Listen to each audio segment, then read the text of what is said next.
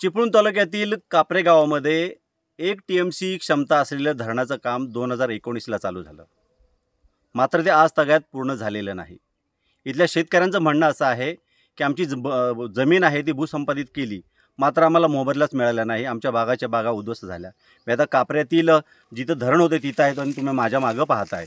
हे जे धरण आहे, या धरणाची जी क्षमता आहे ती जवळजवळ 1 TMC अशी क्षमता आहे. आणि या धरणाच्या खालच्या साईडला जे 15 ते 20 गाव आहेत ते ओलिताखाली येणार होते आणि शेतीमध्ये उत्क्रांती झाली असती याच्यामध्ये.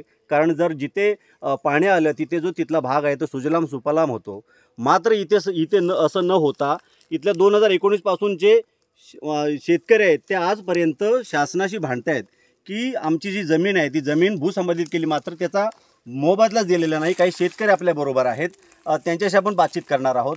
दादा, नक्की तुमची काय समस्या आहे? मागील 2019 पासून हे धरण चालू आहे, काय समस्या आहे तुमची? 2019 साली ऑक्टोबरला बेकायदेशीरपणे आमची जमीन ही भूसंपादित केली जलसंधारण खात्याने आणि आम्हाला सांगितलं 6 महिन्यामध्ये तुम्हाला मोबदला भेटेल. पण आज गेली 6 वर्षे झाली आम्ही वारंवार त्यांच्याकडे तक्रारी करतोय, पण त्यांनी आम्हाला अजिबात 1 रुपया नाही दिलेला आहे. पण ठेकेदाराला 22 करोड 1 लाख रुपये दिलेले आहे आमची जमीन भूसंपादन न करता.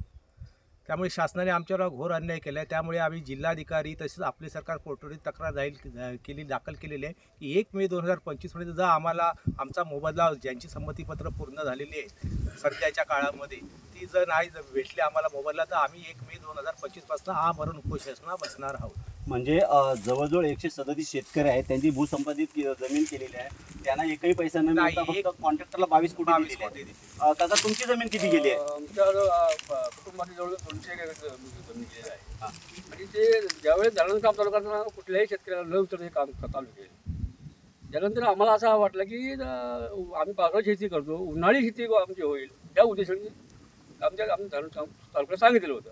परंतु अगोदर आम्हाला काही विचारलं काही केलेलं नाही. पैसे किती मिळाले तुम्हाला? पैसे आज तक 1ही रुपया मिळाला नाही. आमची चांगली मोठी लागती झाडं होती, काजूची झाडं होती, कलमाची झाडं होती, ती बरीच सगळी तुमची बागेत सर्व उद्ध्वस्त झाली. हो, सगळी उद्ध्वस्त. काय तर तिथं वाढ सुद्धा आम्हाला चालत मिळत नाही असे होत चालले.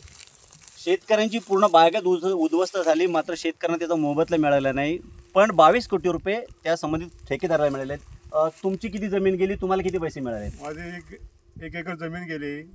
काजूची झाडं 20 होती, कलमाची झाडं आहेत, ती शेती जागा सगळी उद्ध्वस्त करून मला ही आज 1 रुपया मिळाला नाही. काका, तुमची किती जमीन होती? नथुराम मोरे, वय 87. माझी जवळ 70 गुंठे जागा आहे. त्याच्या 40 गुंठे जागा 12 महिने पाणथळचं शेत होतं. 12 महिने आम्ही पीक काढायचो. काजू झाडं होती, कलमाची झाडं होती. सर्व उत्पन्न आमचं नष्ट झालेलं आहे. काही आणि गव्हर्नमेंटने म्हणजे आम्हाला न विचारता हे आमचे कुठलेही जमिनीचं समंत्रीपत्र आम्ही गव्हर्नमेंटला बांधायला दिल्या समंत्रीपत्र आमच्याकडून सही घेतलेली नाही. तरी आम्ही गावाचा फायदा होतो आहे, 4 गावाला पाणी मिळेल यासाठी आम्ही गप बसून आम्हाला लवकर चांगले पैसे मिळतील हे म्हणून आम्ही गप बसलो. याचा फायदा असा झाला आहे की आम्हाला 6 वर्षात आम्हाला कोणीही विचारत नाही, कुठला पुढारी आम्हाला लक्षात येत नाही. फक्त कलेक्टरने आम्हाला जर थोडं सहकार्य केलं, त्याने इथपर्यंत प्रकरण आणलं चिपळूणपर्यंत. पण चिपळूणची माणसं ठप्प झालेली आहेत, काही हालचाल करायला मागत नाही. तुम्हाला कुठे जायचं जा, आम्ही आमचं काम करणार असं बघून आम्हाला त्याने अगदी म्हणजे देशोधडीला लावलेलं आहे या लोकांनी. कलमं गेली, काजू गेले, रायवळ आंबा होता, 12 महिने आमचं भाताचं पीक असायचं ते गेलं. हे सर्व आम्हाला त्याने म्हणजे अगदी गव्हर्नमेंटने रस्त्यावर आणलेलं आहे. शेतकऱ्यांच्या ज्या तीव्र भावना आहेत आपण पाहिलेल्या आहेत. शेतकरी असं म्हणतात की गव्हर्नमेंटने आम्हाला रस्त्यावर आणलेलं आहे. एका बाजूला जर प्रकल्प झाला तर तिथे जे स्थानिक जे शेतकरी आहेत, ज्यांची भूसंपादन सरकार जमीन करतं, त्याच्यामध्ये त्या जमिनीचा जो मोबदला आहे तो आधी दिला जातो. त्यांच्या संपूर्ण ज्या गरजा आहेत किंवा मग त्यांच्या ज्या मागण्या आहेत त्या पूर्ण करून हे प्रकल्प राबवले जातात किंवा तिथे कार्यान्वित केले जातात. मात्र इथे उलटं झालं. चिपळूणमधील कापरे गावामध्ये हा पूर्ण 1 TMC साठाव होणारा जो धरणाचा जो भाग आहे तो पूर्णपणे अर्ध काम झालं. मात्र शेतकऱ्यांना कुठल्या प्रकारचा मोबदला न देता 22 कोटी रुपये संबंधित ठेकेदाराला दिले. आता हे धरण नक्की शेतकऱ्यांसाठी होतं की ठेकेदाराला ठेक्याचे पैसे मिळावेत म्हणून होतं, हा एक शोधाचा प्रश्न आहे. कॅमेरामॅन प्रफुल्लसह मी राजेश जाधव, न्यूज 18 लोकमत, चिपळूण, रत्नागिरी.